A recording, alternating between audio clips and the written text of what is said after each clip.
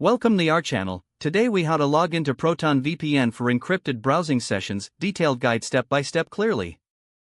Open your preferred web browser. Navigate to the Proton VPN website. Locate and click on the login button at the top right corner of the home page.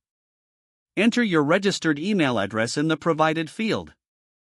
Next, input your password in the password field. If you have enabled two-factor authentication, check your authentication app for the verification code. Enter the verification code in the designated field. Click on the Sign In button to proceed. Once logged in, you will be directed to your Proton VPN dashboard. From the dashboard, select the Download section if you need to install the VPN application. Choose the appropriate version of the application based on your device's operating system. Follow the on-screen instructions to download and install the application. Open the Proton VPN application once the installation is complete. Sign in again using your registered email and password, or through any single sign-on options you may have. Once logged in, you will see a list of available servers. Select a server from the list to connect. After the connection is established, you will see a confirmation message. You are now ready to browse securely and privately. If the page does not load, refresh the browser or try again in a private or incognito window.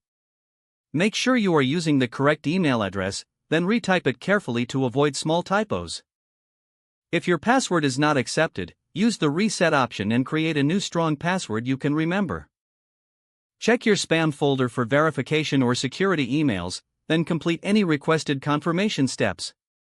Enable two-factor authentication if available to improve account security and reduce unauthorized access risk. After signing in, review your profile details so your contact information and settings are accurate and current. If you see an error message, note it down and try again after restarting your device and internet connection. Log out when you finish, especially on shared devices, to keep your account and payment information secure. If the page does not load, refresh the browser or try again in a private or incognito window.